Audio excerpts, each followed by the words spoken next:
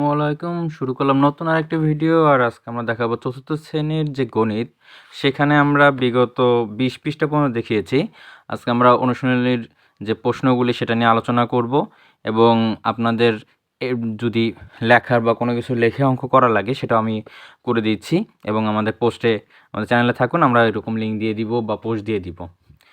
তো এখানে আমি প্রথমেই দেখেন সঠিক উত্তরের পাশে টিক চিহ্ন দেই। এখানে দেখেন আমরা আগেও বলেছি যে এখানে কমা দিয়ে দিয়ে যাতে আপনার সংখ্যাটা সহজ হয়। একক, দশক, শতক, তারপর অযুত, একক, দশক, শতক, হাজার, অযুত। তো এরকম করে আমাকে বলছে দুইয়ের সংখ্যাটা কত। দুইয়ের সংখ্যাটা এখানে আছে হাজারে, তাহলে এইটার উত্তর হবে হাজার। ঠিক আছে, একের উত্তর হবে হাজার। এরপর আমাদের 0, 9, 8, 3 অঙ্কগুলো দ্বারা বৃহত্তম সংখ্যা গঠন করলে 8-এর স্থানীয় মান কত হবে। এখানে তোমাকে আলাদা একটা অঙ্ক করে দেখতে হবে। যেহেতু বৃহত্তম সংখ্যা বলছে, তাহলে আমরা আগে যেভাবে শিখিয়েছি যে 9টা প্রথমে যাবে, তারপরে যাবে 8, তারপরে 3, তারপরে 0। তাহলে এইটা হলে আমাদের বলছে 8 এ স্থানীয় মান কত, তাহলে 8 এই দুইটা 0 হবে, এটা হলো 800। ঠিক আছে, এই যে স্থানীয় মান শতকের ঘরে, শতকের স্থানীয় মান 27,25,034 কত অঙ্কের সংখ্যা। 27, আমরা একটু লিখে নেই, 27,534। এইটা কত অঙ্কের সংখ্যা? 1, 2, 3, 4, 5, 6, 7, 7।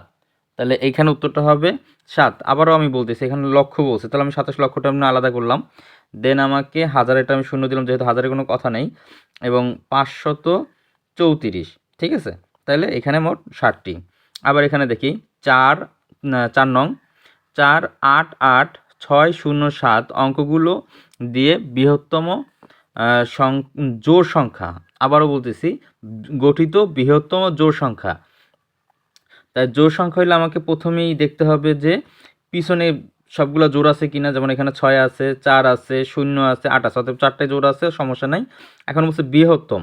বৃহত্তম বলতে আমাকে 8, দেখো বলছে বৃহত্তম জোড় সংখ্যা, যেহেতু সর্বোচ্চ আমার এখানে সংখ্যা দেখো 8, 8টা, তাহলে আমার 8-এর আগে যা যা আছে, তাহলে এখানে যেহেতু প্রথমটা 4 আছে, অতএব এটা বাদ, এখানেও 4 আছে, এটা বাদ, আমাকে এই 2টা 8 আছে, তাহলে আমাকে এই 2টার ভিতরে ক্যালকুলেশন করতে হবে কোনটা।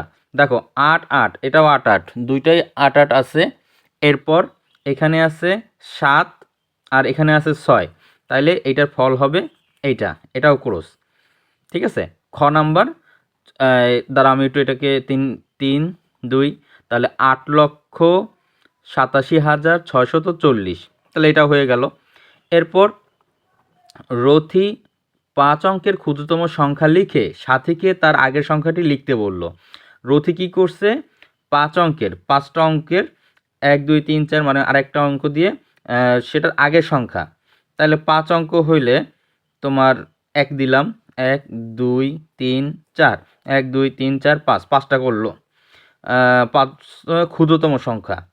ঠিক আছে, আগের সংখ্যা লিখতে বললো, তাইলে এরপরে এটারে যদি আমি 4টা দেই, একটু আমি এটাকে বুঝিয়ে দিচ্ছি। 4টা 1, 2, 3, 9।